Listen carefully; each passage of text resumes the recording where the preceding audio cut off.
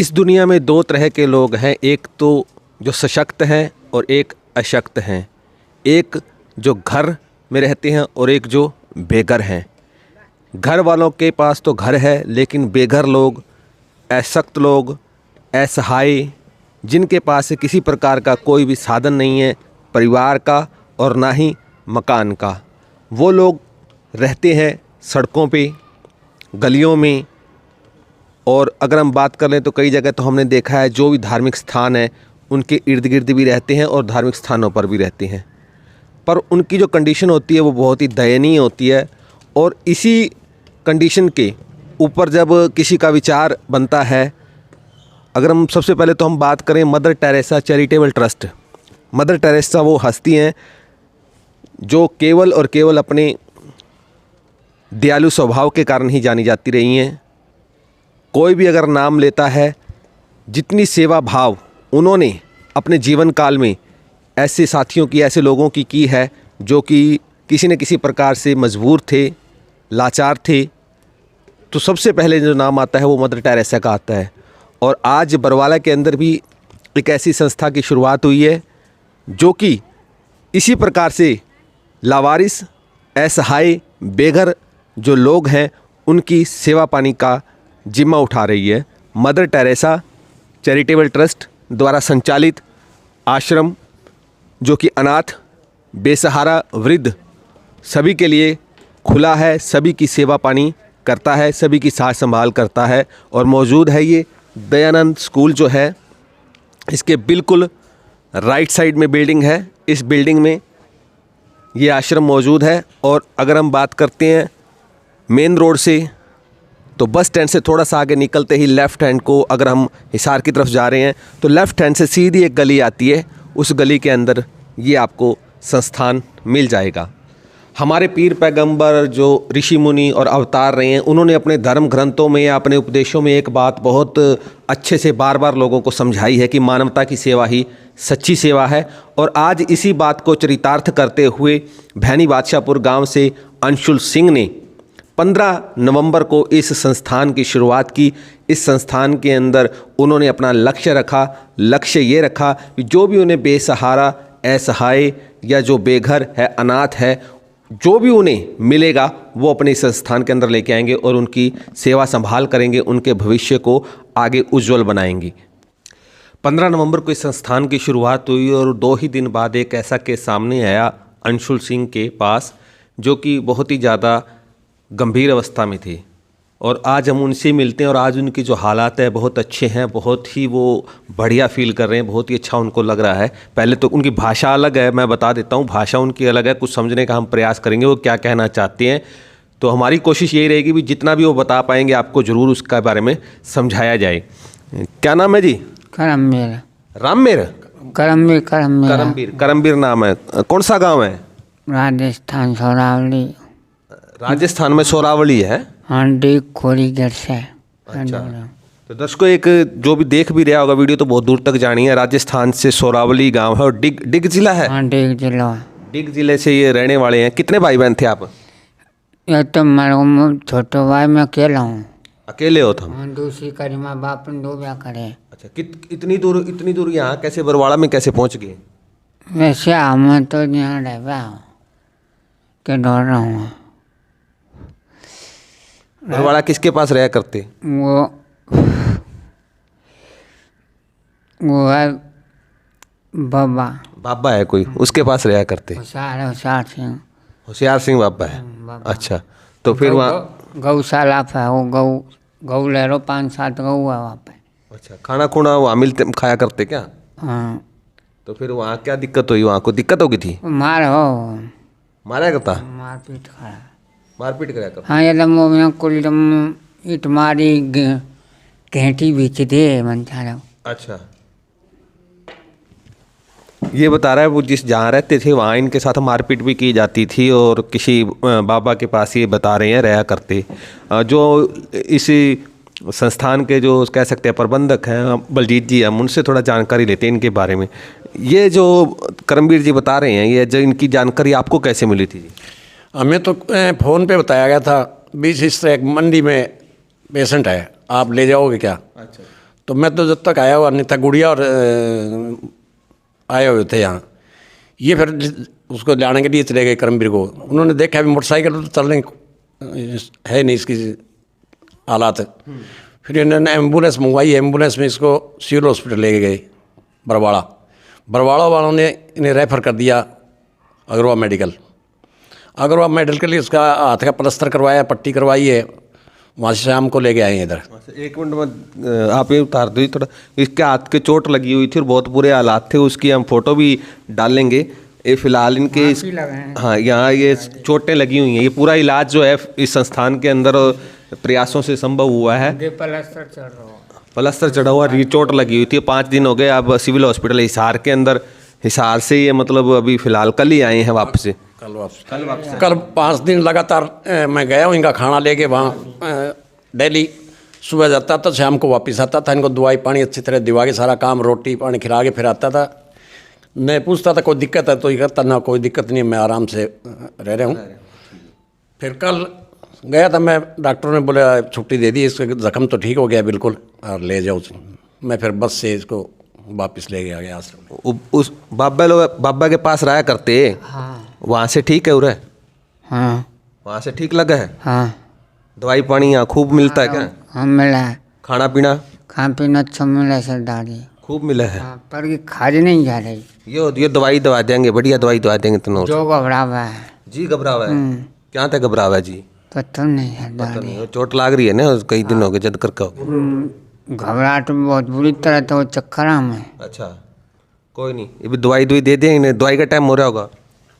अब गोली 2 गोली देनी है बस। ठीक है, दवाई खाया करो, टाइम तक सही हो जाओगे जमा। सरदारी वो धरती सी घूमना है। अच्छा धरती घूमना है, कोई नहीं हो जाएगी ठीक। धरती घूमनी भी बंद हो जाएगी। तो ये करमबीर भाई, करमबीर नाम बताया था ना? हाँ करमबीर नाम है। राजस्थान के इलाके के रहने वाले हैं और इन्होंने जो जानकारी दी है हमें बताया भी डिग जिला है कोई, और वहाँ पर ये रहा करते थे। क्या नाम था? होरावली, सोरावली नाम है उस गांव का जो जहाँ ये रह करते। 8 बीघा ज़मीन थी। 8 बीघे अकेले ज़मीन, 8 बीघा ज़मीन थी। अब वो ज़मीन तो पता नहीं कहाँ गई है। कुछ इनका पारिवारिक जो रोड़ा था उसके अंदर वो ज़मीन ख़त्म हो गई। इनको घर से निकलना पड़ा और बरवाड़ा यहाँ पहुँचे और किसी बाबे के हत्थे चढ़ गए। बाबे के हत्थे चढ़ने के बाद जो हाल होता है वो बाबे ने पूरी इनकी तसल्ली करवाई है। बहुत बुरा हाल कर दिया, चिमटे ताते लाए हैं। ठीक है, सुनने में यह आया और सारी चीज़ों। हम पहली फ़ोटो भी आपको दिखाएंगे, वो फ़ोटो भी आपके सामने लेके आएंगे। तो अब हम बात करेंगे अंशुल से और उनसे सीधा यही पूछेंगे भी किस प्रकार से इस मुहिम को उनको शुरू करने का मन में विचार आया। जब हम यहाँ रिपोर्टिंग करने के लिए आए थे तो हमने एक चीज़ बहुत अच्छी देखी, जो यहाँ का पड़ोस है वहाँ से भी जानकारी हमारे साथ शेयर कर रहे थे और उग्रसेन जी हमारे साथ जुड़े हैं। उग्रसेन जी, ये संस्थान अभी 15 से 20 दिन पहले शुरू हुआ है और यहाँ पर करमबीर आए हुए हैं, तो आपको क्या लगता है भी ऐसे संस्थानों की ज़रूरत है? ज़रूरत तो समाज के हिसाब से ज़रूरत है भी, लेकिन लोग अपने माँ बाप को यदि संभालें तो ऐसे संस्थानों की ज़रूरत नहीं हो सकती। लेकिन कुछ मजबूरियाँ ऐसी होती हैं, जो बच्चे हैं, पेरेंट हैं, वो जो बड़ों का है आदर करना भूल गए हैं धीरे धीरे। समाज को सिखाने के लिए भी, उनको प्रेरित करने के लिए भी ये एक बढ़िया संस्थान है जी। और यहाँ पे आप क्या दर्शकों जो हमारे देखने वाले हैं या आपके जो आप व्यापार भी करते हैं आपके, तो आप उनसे क्या सहयोग, अगर आप प्रयास करना चाहेंगे भी इनको सहयोग देना चाहिए, किस प्रकार से होना चाहिए? जो भी हो सके समाज के प्रति हर नागरिक का कर्तव्य बनता है कि वो अच्छे काम करे जिससे उसकी आत्मा को सुकून मिले।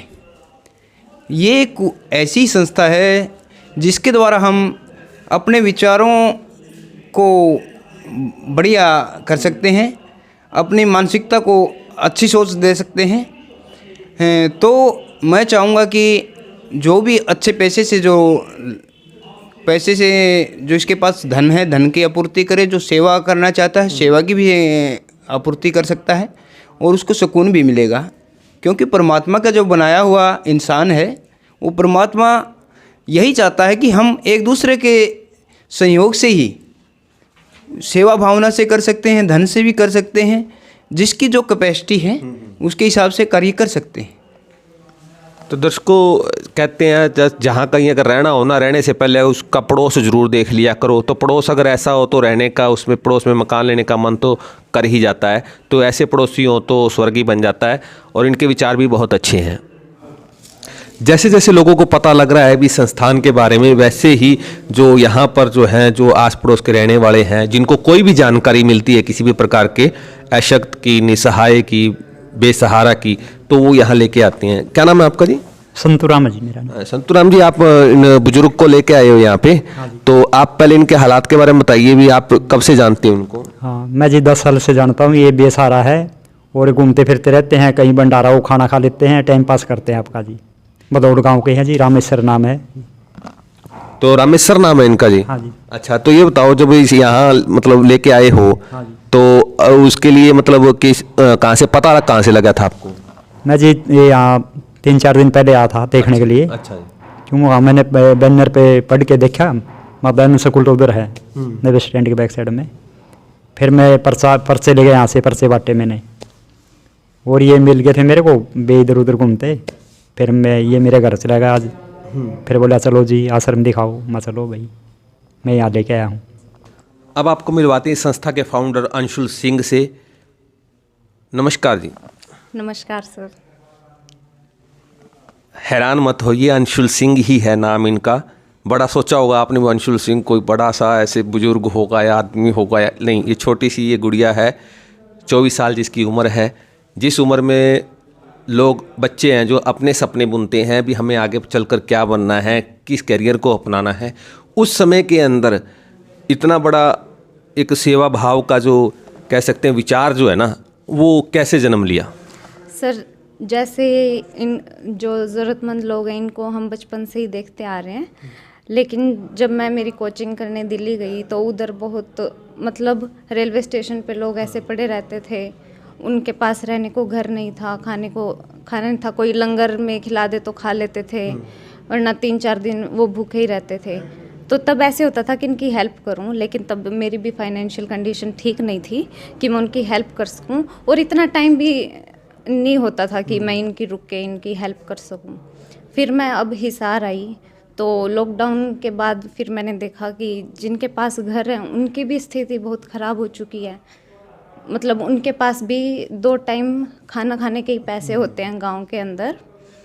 तो फिर मैंने सोचा इनके पास घर है, रहने को घर है, खाने को खाना है, लेकिन जिनके पास घर नहीं उनका क्या हाल हो रहा होगा कोरोना में। और कोरोना में तो रखते भी नहीं है किसी को कि नहीं इसको नहीं रखेंगे।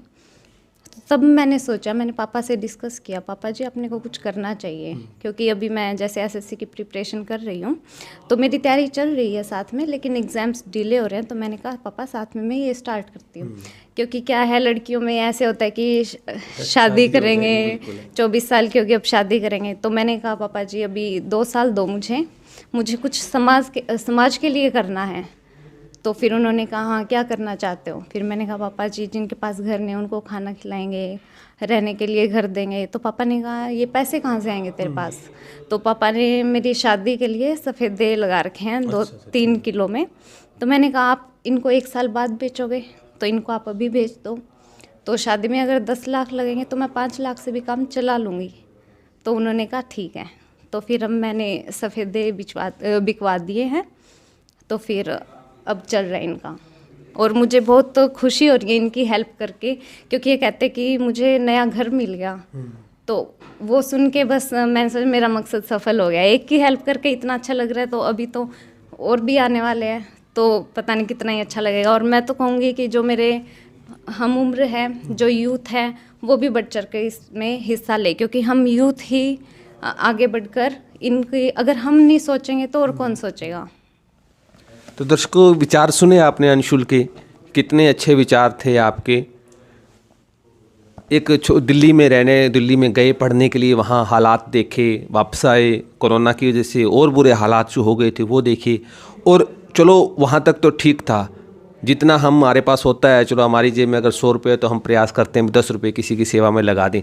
लेकिन एक ऐसे प्रयास के लिए अपने जो फ्यूचर को दाव पे लगाना, फ्यूचर को दाव यानी कि शादी के लिए जो धन इकट्ठा किया गया था फादर साहब के द्वारा, उसको दाव पे लगा दिया आपने, एक हिसाब से दाव पे ही लगा दिया आपने। हाँ जी, हाँ जी। अच्छा, एक चीज़ ये बताओ, मैं आपसे जानना चाहता हूँ, अभी फ़िलहाल आपके पास जैसे एक ही है अभी, और अभी हम जब आए हैं तो अभी एक और मतलब जो रहने के लिए यहाँ आए हुए हैं उनसे भी हम आपको मिलवाते हैं। तो घर परिवार में और भी मतलब चाचे ताऊ और भी होते हैं। हाँ जी, और इसको भी मैनेज करना, और अभी आपने बताया एसएससी की आप तैयारियां भी कर रहे हो, और भी कुछ आप कर रहे हैं क्या, सिर्फ यही है? सर मैं साथ में जैसे ही टाइम बचता है 3 घंटे 4 घंटे, तो मैं मेरी एसएससी की प्रिपरेशन करती हूँ, क्योंकि अभी मेरे एग्ज़ाम्स क्लियर हो चुके हैं। तो अभी टियर 2 का एग्ज़ाम है जैन के अंदर, तो उसकी भी साथ में तैयारी कर रही हूँ मैं। पापा के अलावा किसी और का साथ? सर बस पापा ही और मम्मी। पापा मम्मी और किसी ने कोई साथ? और सोच रहे थे कि क्या पैसे वेस्ट करेगी, तो पॉजिटिव थिंकिंग नहीं थी सर, सिर्फ पापा ने और मम्मी ने ही साथ दिया। अब कुछ थोड़ा बहुत बदलाव हुआ है नहीं? हुआ है सर। हुआ है। हाँ जी, हाँ जी।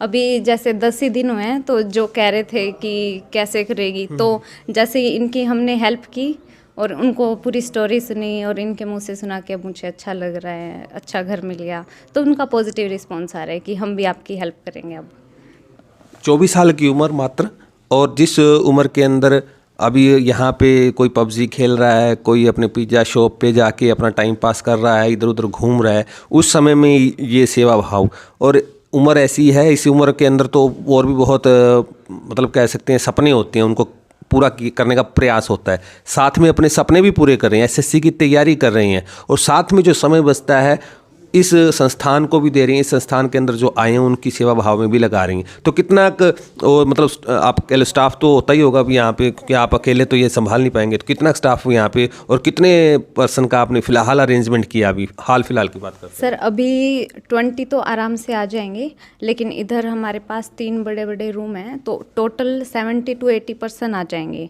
और खाना मेरे दादाजी बनाते हैं, तो उनकी हेल्प मैं कर देती हूँ। वो 30-40 लोगों तक का आराम से बना लें, क्योंकि उन्होंने गौशाला में काम किया है। और जो मैनेजमेंट है वो पापा जी संभाल लेते हैं, इधर का मैं ध्यान रख लेती हूँ। तो आपके पास कोई फ़ोन आए भी हैं, जैसे मतलब इनके अलावा भी अभी कोई आए हैं जो? हाँ जी सर, बहुत फ़ोन आते हैं। मतलब कोई कहता है कि बच्चा गोद लेना है, कोई कहता है कि ऐसे ये इनको लेके जाओ, तो उनके अभी सिक्योरिटी के लिए हमने भेजा हुआ है कि आप सरपंच के साइन करवाओ फिर इधर लेके आओ, क्योंकि बिना सिक्योरिटी के हम नहीं रख सकते इनको इधर। और मैंने पुलिस थाने में भी गई थी, ताकि आपको भी अगर कोई बेसहारा मिले तो आप हमारे से कांटेक्ट करना। अच्छा, तो आप अभी फ़िलहाल दर्शकों को जो हमारे देखने वाले उनको क्या अपील करना चाहेंगी? मैं ये अपील करना चाहूँगी कि आपकी हेल्प करने से, चाहे आप छोटी सी हेल्प ही क्यों ना करें, वो वेस्ट नहीं जाएगी। किसी ना किसी की ज़िंदगी में वो क्या पता कितना बड़ा बदलाव कर दे। तो मैं यही चाहूँगी कि आपका कीमती समय निकाल के अगर आपको रास्ते में कोई बुज़ुर्ग या बेसहारा मिले तो आप उनकी हेल्प ज़रूर करें। और अगर आप उनकी हेल्प नहीं करना चाहते या आपके पास टाइम नहीं है, तो आप प्लीज़ हमें कॉल कर सकते हैं। हम उनकी एट ए टाइम जितना पॉसिबल हो सका उसकी उसी टाइम हेल्प करेंगे, क्योंकि एक आदमी की हेल्प करके हम पूरा संसार चेंज नहीं कर सकते, लेकिन उस व्यक्ति के लिए पूरा संसार हम चेंज कर सकते हैं। अंशुल, यहाँ पे एक चीज़ और मैं जानना चाहता हूँ, जैसे अभी इनको चोट लगी हुई थी जो करमवीर हैं, और ये अभी ठीक हो जाएंगे 10 दिन में, 15 दिन, 20 दिन में, और इनका जो सेवा होगी तो ठीक हो जाएंगे। उसके बाद इनके लिए क्या प्लानिंग की गई है? मतलब जैसे बुजुर्ग है, कई बार तो ऐसे भी होते हैं जो अच्छे खासे होते हैं लेकिन घर से वैसे लाचार हैं, मतलब उनके पास साधन नहीं है, तो उनके लिए आपने क्या सोचा है उस चीज़? सर मैंने सोचा है कि इन गेम्स वगैरह जैसे लूडो हो गया, ये सारी चीज़ें मैं सोच रही हूँ कि इनका एंटरटेनमेंट कैसे हो, क्योंकि खाली रहने से भी इनका अच्छे से नहीं हो पाएगा। तो मैं यही सोच रही हूँ रोटी के साथ साथ मतलब रहने की जगह, खाने को खाना है, लेकिन जब तक इनके साथ कोई बोलने वाला नहीं होगा तब तक अकेला ही महसूस करेंगे अंदर से। तो मैं अभी सोच रही हूँ इनके लिए क्या क्या करना चाहिए, क्या क्या फ़न एक्टिविटीज़ करनी चाहिए। अभी मैं सोच रही हूँ कि इनको 1 महीने में जैसे बाहर घुमाने ले गए, साथ में ट्रिप पे ले गए, तो इनका भी मन संतुष्ट हो जाएगा। ये नहीं सोचेंगे कि हम बंद के रह गए इधर। तो मैंने यही सोचा कि अब इनकी ट्रिप पिकनिक होगी, छोटी सी पार्क में ले गई इनको, हाँ उधर लेके जाऊँगी। और इधर का पड़ोस बहुत अच्छा है, सारे पड़ोस वाले बहुत हेल्प करते हैं, सारे आ जाते हैं इनसे बात करने, इनका मन खुश हो जाता है। हाँ जी। अंशुल, यहाँ पे आपने बातें तो बहुत अच्छी की, जैसे कि आपने बताया अभी आप इनको घुमाने मेरा एक पर्सनल मतलब व्यक्तिगत आपको सुझाव है, वो मानना ना मानना आपकी। आप जैसे ये मतलब सारा दिन तो अब बैठे बैठे तो टाइम पास होता नहीं, अगर कुछ एक लोग ऐसे भी होते हैं जो किसी न किसी कारीगरी में या किसी न किसी मतलब काम धंधे को जानते भी होते हैं, तो आप पर्सनल यहाँ उनके लिए कुछ ऐसी व्यवस्था अवश्य कीजिए ताकि वो टाइम पास अपना करते रहें और उनको भी ना लगे भी इस प्रकार से भी आत्म जो कह सकते हैं ना सम्मान जो होता है वो भी उनका जागे। हाँ जी सर, लोगों की इस तरीके से ही हेल्प करनी है कि वो खुद की हेल्प कर सके। हाँ, क्योंकि मैंने वो कोट पढ़ा था जो वहाँ लगा हुआ है, तो ये सारे मैंने ही छांट के कि लोगों के विचार बदले इसीलिए लगाए हुए हैं। तो ऐसे हेल्प करें, जैसे अभी किसी के पास फाइनेंशियली दिक्कत है तो उनको थोड़ा सा ही फाइनेंस की दिक्कत होती है कोई बिज़नेस स्टार्ट करने में, तो उनकी हेल्प करके फिर वो खुद का बिज़नेस स्टार्ट कर लें। फिर अगर उनकी आमदनी हो तो ताकि वो ये ना सोचे कि बोझ हो गया उनके ऊपर, तो वो वापस दे सकते हैं पैसे। अभी मैं ये भी सोच रही हूँ, जो गरीब कन्या होती है जो स्टडी करना चाहते हैं, आगे नहीं हो सकती, तो मैं सोच रही हूँ उनका फाइनेंस उठाने की भी धीरे धीरे जैसे भी चलता जाएगा। तो मैं सोच रही हूँ वुमेन एम्पावरमेंट ज़रूरी है सर आज के टाइम में, क्योंकि लड़कियाँ पढ़ती हैं आजकल। तो मैं सोच रही हूँ जो गरीब कन्या है, जो बहुत इंटेलिजेंट है लेकिन वो पढ़ नहीं पाती, तो उनका भी खर्च उठाऊंगी सर मैं आने वाले टाइम में। दर्शकों, ये खर्च अंशुल उठाने के कह तो रही हैं, लेकिन इनका साथ हमने ही देना है। अभी इसके हम एक नंबर भी देंगे संस्था का, आपका जितना भी सहयोग हो सकता है, 2 रुपये, 200 रुपये, 2000, 2 लाख, जो भी आप सहयोग कर सकते हैं, चाहे आप किसी सामान की कीजिए, खाद्य सामान की कीजिए, जो भी चीज़ आप देना चाहते हैं आप सहयोग करें, क्योंकि ये जो संस्थान होते हैं वो सहयोग से चलते हैं। एक करने वाला तो एक होता है, लेकिन उसका साथ देने वाले लाखों भी हो सकते हैं। हम आपको लास्ट में इस वीडियो के जो जितने भी अकाउंट नंबर हम इसमें शो कर देंगे संस्थान के। आप अगर कुछ भी पे करना चाहते हैं, कुछ भी डोनेट करना चाहते हो तो आप अवश्य कीजिएगा। और अगर एक चीज़ और अंशुल जी की तरफ से मैं खुद बताना चाहता हूँ, जो भी आपको नीडी पर्सन दिखाई देता है, आपके आस पड़ोस में दिखाई देता है, कहीं पर भी दिखाई देता है, तो आप एक बार फ़ोन करके ज़रूर इनको बताइए। आगे ये अपने आप उनको किस तरीके से हैंडल करना है ये खुद करेंगे, ऐसा ही होगा ना? हाँ जी सर। और एक बात और सर, ज़रूरी नहीं है पैसे दे के हेल्प करो, इधर आके इनके साथ टाइम स्पेंड भी करोगे तो वो भी हेल्प ही होगी इनकी। आउटिंग पे जब आते हैं एक आधा दिन छुट्टी के दिन कभी बच्चों को लेके, हाँ जी, इनके साथ टाइम स्पेंड कर लीजिए तो ये भी खुश हो जाएंगे और इनको भी लगेगा भी हम एक किसी नर्क से निकल के अब एक ऐसी जगह पहुँचे हैं, स्वर्ग है, जहाँ पे परिवार भी है, लोग भी हैं, उनकी केयर भी करते हैं। और यही जो प्रयास है या यही जो माहौल होता है ना, वो ज़िंदगी को बदल के रख देता है।